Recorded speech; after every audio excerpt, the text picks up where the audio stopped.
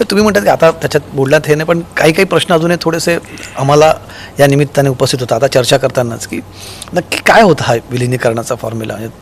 नाही बोलणार त्याच्यावर, मला काही इंटरेस्ट नाही आता त्याच्यात. नाही, पण जे आता ते नाही, होणार आता नाही, ज्या पण- गोष्टी होणारच नाहीत त्याविषयी बोलण्यात काही अर्थही नाही, आणि त्या रिपीट करणं आता बरेच दिवस झाले ना त्याला. नाही, पण तुम्ही म्हणता की विलिनीकरण होणार होतं, म्हणजे की विलिनीकरणचा नक्की आम्हाला जेव्हा हा प्रश्न पडतो की नक्की कोण कोणात विलीन होणार होतं, हा एक प्रश्न. नाही, पण मी त्याच्यावर आता बोलूच इच्छित नाही, कारण हा विषय आता पास झालेला आहे. जे आता घडणार नाही त्याच्यावर बोलून वेळ का तुम्ही घालवताय? नाही नाही, तुम्ही त्याचे नाही, तुम्हाला हा प्रश्न विचारण्याचं होतं कारण ना, नाही तुमची. ह्याच्यावर मी सगळ्यांना उत्तरं देऊन झालेली आहेत. मी आता आज या मीच मध्ये निमित्तानं आमच्याशी सांगितलं की पण चर्चा पूर्ण थांबलेली आहे. थांबली. आता तुम्हाला असं वाटतं की आता काहीच नाही, की आता नाही, हे आता चर्चा थांबलेलीच आहे ना, तर चर्चा होतच नाहीये.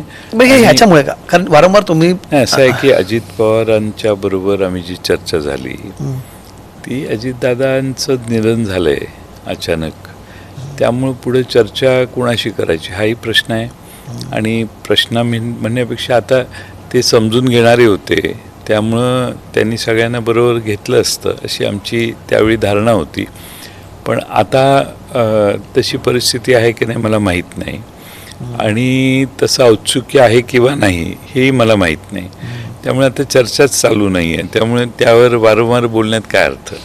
पण याच्यामुळे असेल का पाटील साहेब, की चर्चेत एकटेच अजित पवार होते, इतर कोणी नव्हतं, त्यामुळे आता ही चर्चा पुढे जाऊ शकते? कारण इतर एक दोन लोक असते चर्चेमध्ये त्यांच्या पक्षाकडनं, तर कदाचित त्यांनी त्यांच्या सहकाऱ्यांना माहिती दिलेली होती, त्यांच्या प्रमुख काही सहकाऱ्यांना माहिती दिलेली, आणि त्यांनी ती माहिती दिली आहे त्यांनी मलाही सांगितलेलं होतं.